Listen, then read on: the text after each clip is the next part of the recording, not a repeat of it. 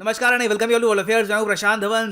India और Russia ने recently एक ड्राफ्ट रेजोल्यूशन किल कर दिया at the United Nations Security Council. यहां पर आप देख पाओगे, इस पे आर्टिकल है the New York Times, the Hindu, हर जगह इसको डिस्कस किया जा रहा है ना। पहली बात तो आपको समझना होगा कि अभी के लिए यूएन सिक्योरिटी काउंसिल में मेंबर कौन कौन है। 5 कंट्रीज तो आपको पता होगा कि परमानेंटली मेंबर्स हैं यहाँ पर, United Nations, United kingdom, Russia, China और फ्रांस। उनके अलावा जो 10 टेम्परेरी मेंबर्स हैं जो 2 साल के लिए यहाँ पर मेंबर रहते हैं, उनकी लिस्ट यहाँ पे आप देख पाओगे। नाउ इस लिस्ट में आपको भारत मिलेगा, हमारी जो मेंबरशिप है 2022 में खत्म हो जाएगी। उसके अलावा यहाँ पे आपको मिलेगा अफ्रीकी देश नाइजर, और एक और देश यहाँ पे आपको मिलेगा आयरलैंड। अब क्या है कि रिसेंटली आयरलैंड और नाइजर ने मिलकर एक रेजोल्यूशन पास करवाने की कोशिश करी यूएन सिक्योरिटी काउंसिल में।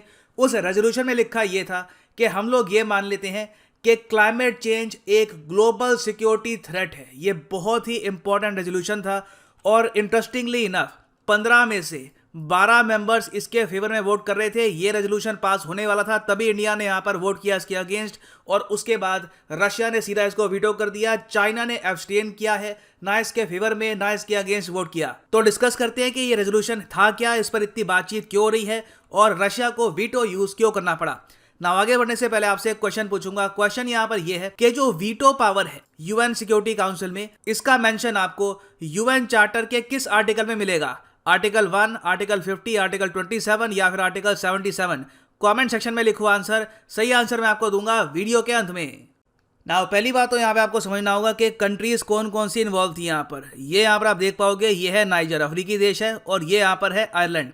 नाउ नाइजर में आप अगर देखो तो पिछले कई सालों से लगातार पानी का संकट चल रहा है। पीने का यहाँ पर पानी बहुत ज़्यादा कम हो चुका है। 60% जो इनका रूरल एरिया है वहाँ पर पीने का पानी आपको नहीं मिलेगा। कई लोग एक्चुअली मारे भी गए हैं यहाँ पर बिकॉज ऑफ वाटर स्केर्सिटी। और ना सिर्फ नाइजर में, पूरा जो साहेल रीजन है वहाँ पर भी आप अगर देखो तो पानी की कमी महसूस की जा रही है। इसका एक बहुत ही बड़ा रीज़न अफ्रीकी देश कह रहे हैं कि क्लाइमेट चेंज है। क्लाइमेट चेंज की वजह से ये सब हम सब लोग जानते हैं कि वेदर पैटर्न चेंज हो चुका है। आप सभी महसूस करते होंगे कि सर्दी का जो टाइम ऑल टुगेदर काफ़ी चेंज हो चुका है। पहले किसी और मंथ में सर्दी स्टार्ट होती थी, अब बहुत चेंज हो चुका है। रेन का पैटर्न चेंज हो चुका है। अब काफ़ी बार आपने देखा होगा अचानक से कभी भी बारिश आ जाती है। तो ये चीज़ दुनिया भर में कंट्रीज फेस कर रही है।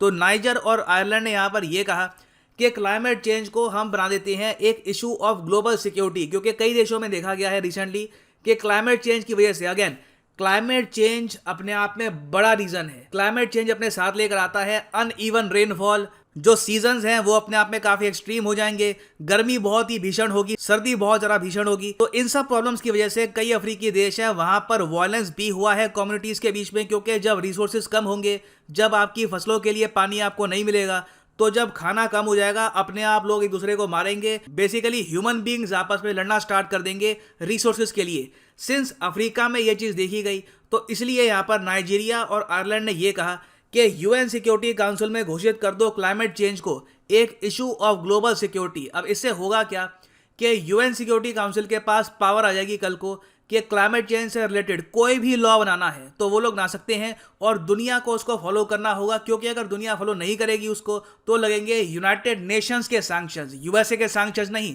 यूएन के सैंक्शंस आप देखोगे तो बहुत स्ट्रांग होते हैं, एक कंट्री की इकोनॉमी को बर्बाद भी कर सकते हैं। अब यहाँ पर आप कह सकते हैं कि ठीक है, अगर यूएन सिक्योरिटी काउंसिल को क्लाइमेट चेंज से लड़ने के लिए जरा पावर्स देनी है इस रेजोल्यूशन के अंडर, तो प्रॉब्लम क्या थी? इसको ब्लॉक क्यों किया? इंडिया ने इसके अगेंस्ट वोट क्यों किया? रशिया ने वीटो तक यहाँ पर क्यों कर दिया? देखो यहाँ पे आपको समझना होगा कि इसमें जियोपॉलिटिक्स कैसे इन्वॉल्व होती है। आज के समय क्या है कि जो विकसित देश है, USA, United kingdom, even European countries, ये इंडिया, चाइना, पाकिस्तान, बाकी जो डेवलपिंग कंट्रीज हैं जिनमें कई अफ्रीकी देश भी शामिल है, जैसे फॉर एग्जांपल इथियोपिया है, साउथ अफ्रीका है, इन सब कंट्रीज पर प्रेशर ये डाल रही है कि आप लोग जल्द से जल्द कोयले का इस्तेमाल बंद कर दो। अब डेवलपिंग कंट्रीज की प्रॉब्लम ये है कि वो लोग कहते हैं कि अगर ठीक है हम लोग कोयले का इस्तेमाल करना बंद कर देंगे, उसके बदले में कुछ फंड्स तो दो हमको। इंडिया की सिंपल सी डिमांड रही है कि हमको $1 ट्रिलियन चाहिए, ना सिर्फ इंडिया को, सारी डेवलपिंग कंट्रीज को $1 ट्रिलियन का एक फंड अवेलेबल कराओ जिससे वो लोन ले सके और अपने देश में जल्दी से उस पैसे को यूज करके nuclear power plant, solar power plant, ये सब हम जल्दी से बना पाएं बड़े स्केल पर। मगर वेस्टर्न कंट्रीज वो सब करना नहीं चाहती। वेस्टर्न कंट्री सिंपली ये चाहती है कि हमने जो गंदगी करनी थी कर दी, हमने जो कार्बन एमिशंस फैलाने थे फैला दिए, अब in the future India China को हम उस तरीके से ग्रो नहीं होने देंगे। ना सिर्फ इंडिया चाइना, और भी बहुत सारे जो यहाँ पर डेवलपिंग कंट्रीज हैं उनको भी वैसे ग्रो नहीं होने देंगे। अब यहाँ पर आप कहोगे ये ठीक है, इस इशू में फिर रशिया क्यों साथ दे रहा है भारत और चीन का? देखिए ऑब्वियस सी बात है, भारत और चीन रशिया के लिए अकेली 2 मेजर मार्केट्स बची हैं। इंडिया चाइना अगर एक इशू पे इकट्ठा आ जाए तो आप मान लीजिए रशिया ऑटोमेटिकली उस इशू को सपोर्ट करना स्टार्ट कर ही देगा। उसके अलावा आप अगर देखो तो रशिया ने एक साल पहले 2020 में ये भी कहा था कि क्लाइमेट चेंज के इनके देश को कुछ बेनिफिट्स भी हो सकते हैं। बेनिफिट्स क्या होंगे? बेनिफिट्स रशिया ये मानता है कि जो ये ऊपर का आर्टिक ओशन का पार्ट है यहाँ पे बर्फ और कम होगी और रशियन नेवी को, रशियन कार्गो को और स्पेस मिलेगा यहाँ पर मूव करने का, जिससे रशिया और ट्रेडिंग कर सकता है। तो रशिया को आप अगर देखो क्लाइमेट चेंज से उतना ज़्यादा डेंजर है नहीं, तो हर तरफ से आप अगर देखें तो रशिया को कोई प्रॉब्लम थी नहीं। इन्होंने वीटो कर दिया ये रेजोल्यूशन। अब यहाँ पर आप कहेंगे मगर ये रेजोल्यूशन डेंजरस था क्यों?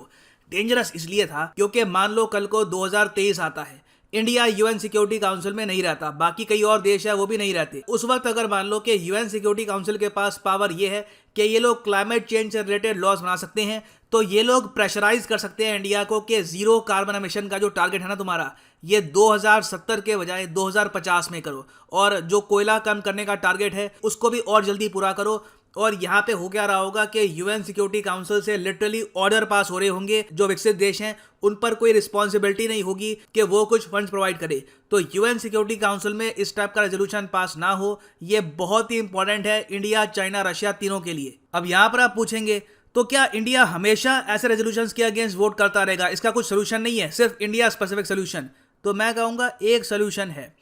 इंडिया और यूएसए के बीच में अगर इन द फ्यूचर एक हिस्टोरिक क्लाइमेट चेंज को लेकर डील हो जाती है, यूएसए कहता है कि हम इतने $1 बिलियन इंडिया को सीधा सीधा प्रोवाइड कर देंगे लोन के रूप में, सॉफ्ट लोन के रूप में या फिर ग्रांट के रूप में, और इंडिया जल्दी से अपने देश में nuclear power plant, solar power plant बड़े स्केल पे बना सकता है, तो फिर एक पॉसिबिलिटी है कि इंडिया ऐसे रेजोल्यूशंस के अगेंस्ट वोट ना करे ना। यहाँ पर मैं ये भी ऐड कर दूं कि इंडिया ने एक और बात यहाँ पर ये भी रेज करी है कि अगर आपको क्लाइमेट के बारे में बातचीत करनी है, नए रूल्स बनाने हैं, तो उसमें सिर्फ जो 15 मेंबर है यूएन सिक्योरिटी काउंसिल के, वो पूरी दुनिया के लिए रूल क्यों बनाएंगे जब बाकी दुनिया की इकोनॉमी यहाँ पर इन्वॉल्व है? जब क्लाइमेट चेंज से रिलेटेड ऑर्डर पास करने हैं, कुछ रूल्स बनाने हैं, तो वहां पे सबकी बात सुनो, इंडोनेशिया की, पाकिस्तान की, जापान की, फिलीपींस की, हर देश की बात सुननी चाहिए, प्रॉपर तरीके से वोटिंग होनी चाहिए, फिर डिसाइड करना चाहिए हमको कि हमें यहाँ पर क्या एक्शन लेना है। तो इस पर्टिकुलर केस में आप कह सकते हैं कि जो वीटो पावर है रशिया की, इसने काफ़ी हेल्प करी है इंडिया और चाइना दोनों की।